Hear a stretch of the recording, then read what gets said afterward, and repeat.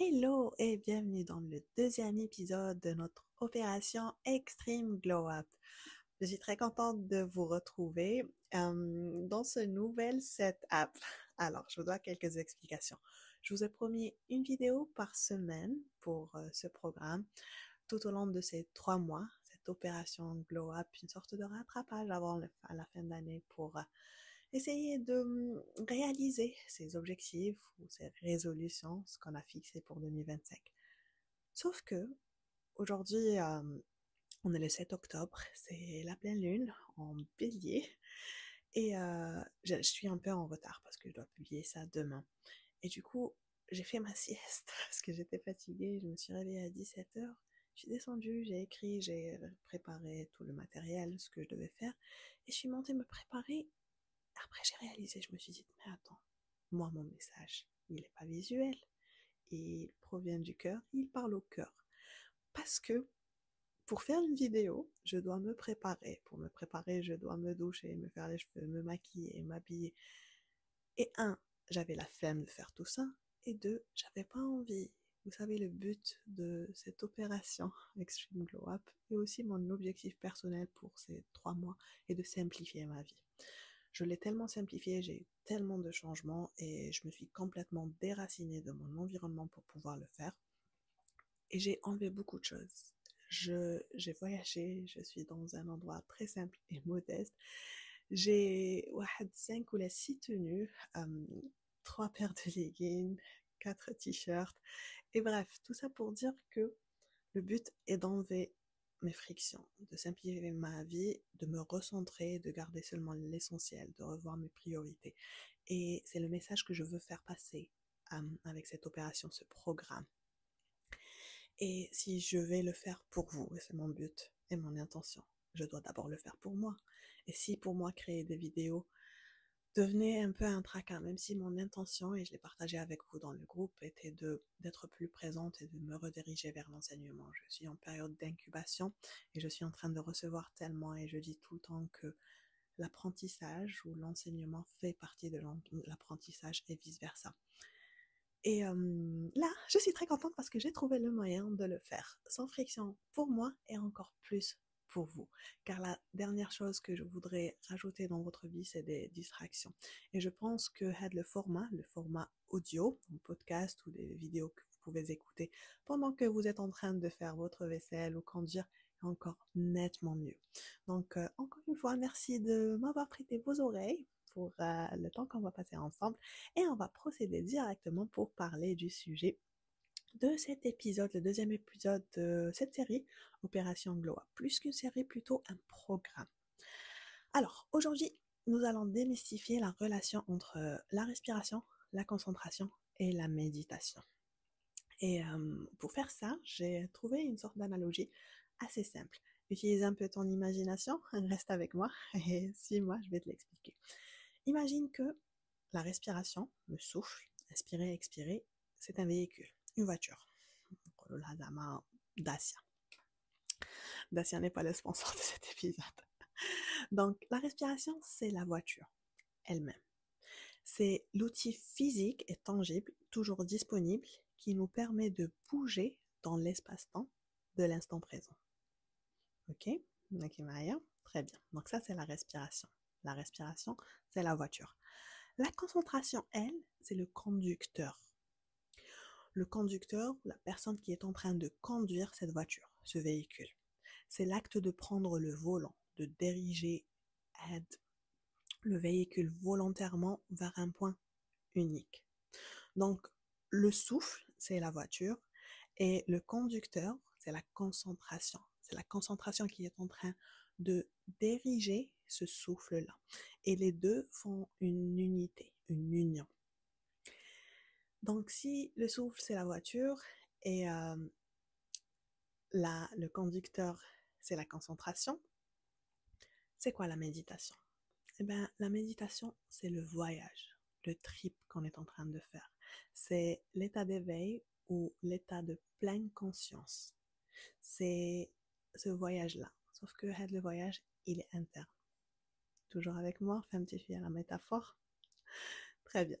Donc, on a le véhicule qui est le souffle, la concentration, qui est le conducteur, et la méditation, c'est aide le voyage. Donc, pour pouvoir faire ce voyage, on a besoin d'un outil tangible, qui est la respiration, mais la voiture wahda, elle ne peut pas se déplacer, donc on a besoin d'une volonté pour le faire, une condensation, une concentration pour pouvoir faire ce voyage. Et après, tu vas me dire que, ok, mais moi, je suis où dans tout ça? Toi, tu es le passager de ce véhicule. Donc toi, tu es la personne qui est censée être l'arrière de ce véhicule, qui devient très confortable avec la répétition et la pratique, aide le véhicule au lieu de s'user, il a un upgrade. Donc là, idéalement tous les limousines. Et le rôle du passager est de venir observer, regarder par la fenêtre et apprécier le paysage. Le paysage, c'est quoi? C'est tes pensées. C'est ce que moi j'appelle ton activité mentale. Et donc, méditer, c'est un peu ce voyage qui nous invite à venir observer de la fenêtre, à gauche, à droite, ce qu'il y a à faire. Mais pour pouvoir ça, on a besoin d'une voiture et d'un conducteur. Donc, la méditation, c'est comme apprendre à conduire ou déplacer un véhicule. Sauf que, sache que dans ce process, tout ça, tout cet ensemble, la voiture, le conducteur, le passager et le voyage lui-même forment une unité qui est toi dans ta globalité. Donc, petit résumé, le souffle, c'est la voiture, la concentration, c'est le conducteur, le passager, c'est ton esprit. Mais toi, tu es ces trois-là et l'expérience, le voyage est plus que ça. Ok, reste avec moi, on va revenir sur ça. Mais d'abord, on va voir les trois différences cruciales entre ces trois-là. La respiration, la concentration et la méditation. Donc d'abord, commençons par les nuances entre les trois éléments. L'effort et l'abandon. La concentration demande un effort actif.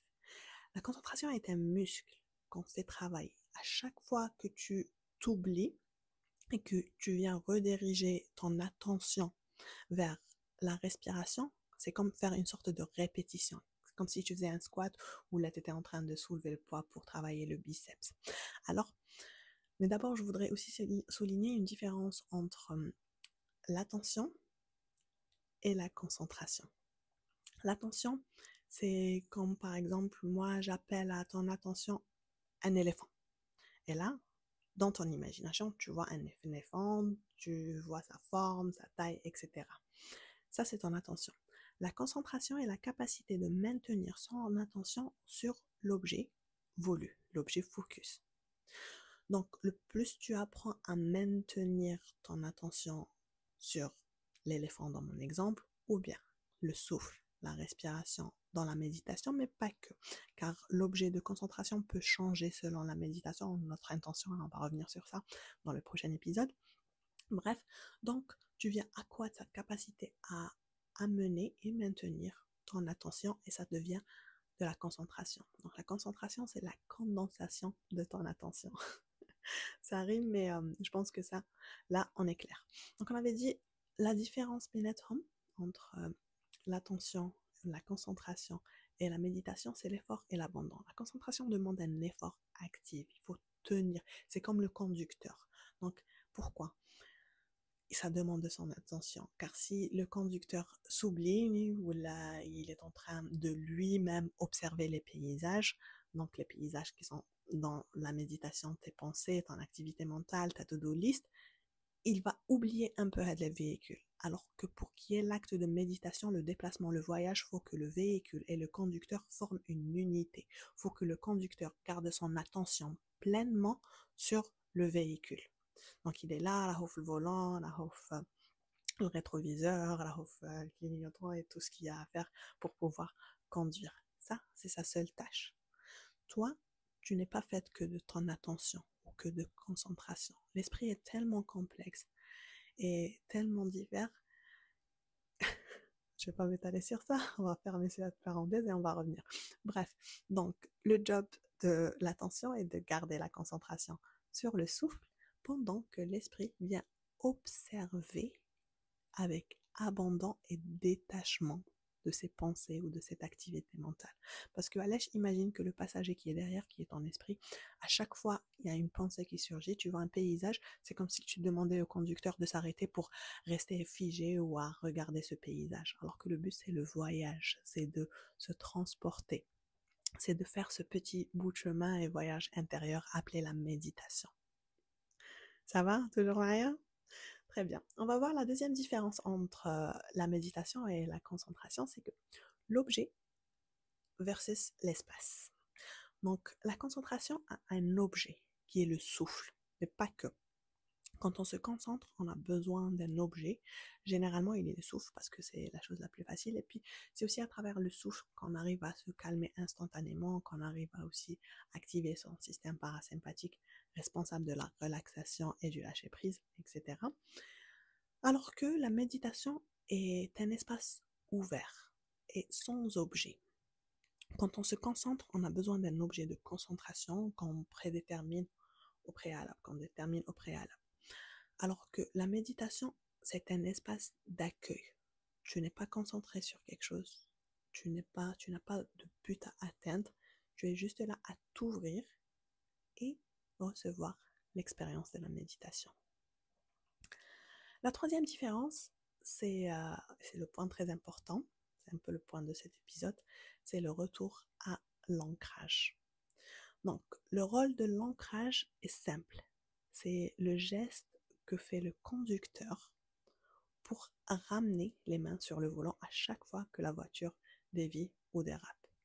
Donc, rappelle-toi que je t'avais dit qu'il faut qu'il y ait un lien constant et conscient entre le conducteur et les véhicules, le souffle et l'attention et la concentration. Il faut maintenir son attention sur le souffle tout le long de le voyage. Mais parfois, le conducteur lui-même est tenté par le paysage, qui commence à l'observer.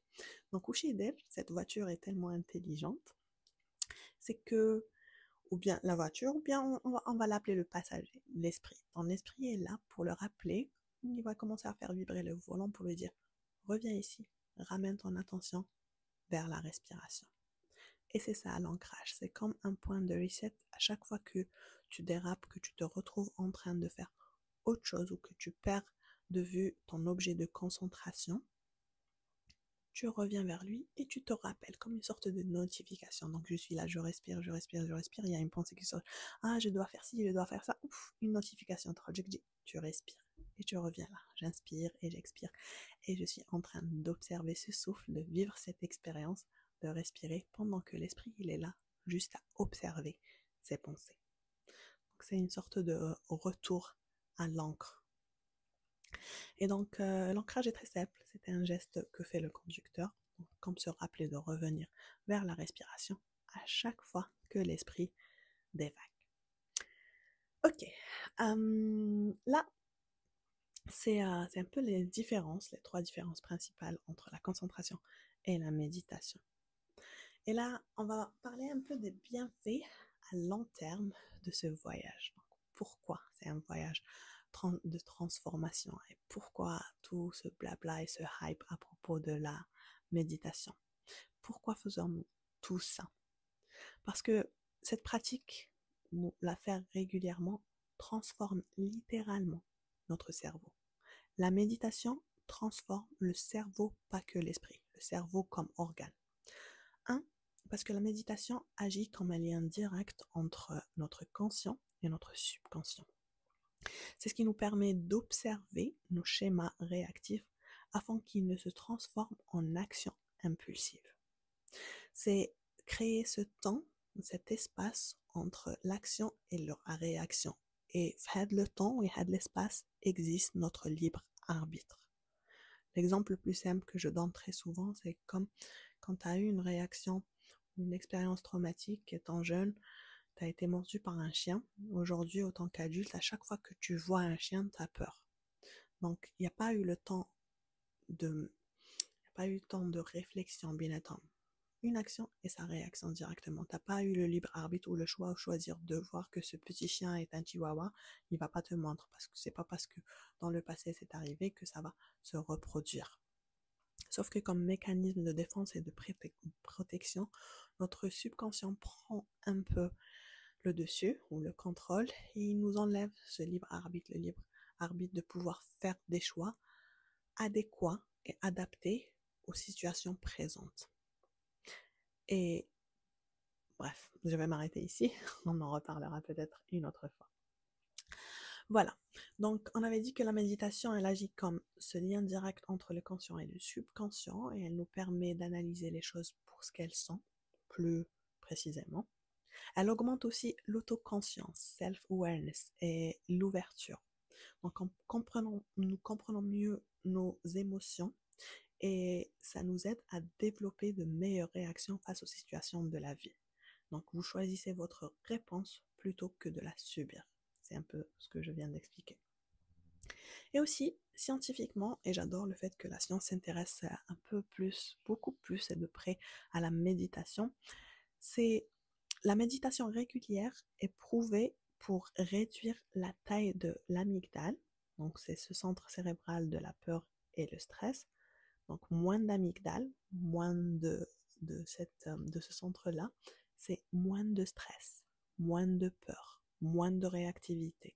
L'amygdale, c'est, corrigez-moi si je me trompe, c'est la partie du cerveau ternaire primal qui s'est développé en premier. Donc c'est un peu l'instinct animalier. Et c'est là aussi où réside notre subconscient. Qui te de la partie kbera, on est plus animal que l'être humain supérieur qui a développé. Pourquoi on est devenu un être supérieur? Et là, je fais des guillemets.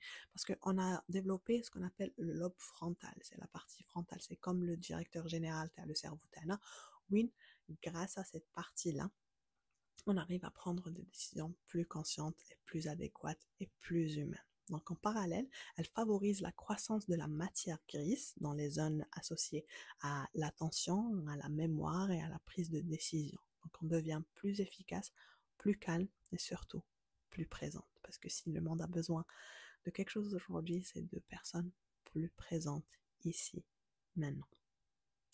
Voilà, c'était un peu ça la différence entre le souffle, la concentration et la méditation. La semaine prochaine, nous allons explorer les différents types de méditation, de voyage, donc parmi Vipassana, mantra, pleine conscience, etc. Et vous apprendrez à choisir le véhicule le mieux adapté à votre destination. On a vu aujourd'hui que le véhicule, c'est le souffle, c'est le point d'entrée, mais sachez que comme point focus, on peut utiliser d'autres choses, comme le son, comme les sensations, comme des retours visuels ou des choses à contempler. Voilà, voilà. Donc, cette semaine, votre tâche est non négociable. Donc, pour la semaine, on va faire un protocole de méditation de 5 minutes d'ancrage quotidiennement. Extra point si tu le fais 2 fois par jour, du quotidien, pour un impact maximal. Donc, essayez de le faire soit première chose le matin ou bien dernière chose le soir. Tous les détails, vous allez pouvoir les retrouver dans ce protocole. C'est une petite vidéo de 5 minutes, une méditation qui a pour but de nous familiariser avec la pratique de la méditation, mais aussi te donner le starter pack. C'est le protocole à suivre pour débuter dans n'importe quel type de méditation, surtout que la semaine prochaine, on va s'approfondir sur ça. D'ici là, rappelle-toi que ton existence est un cadeau de l'univers. Continue de briller et d'illuminer le monde autour de toi, de ta présence, car c'est ainsi que tu trouveras ton flow.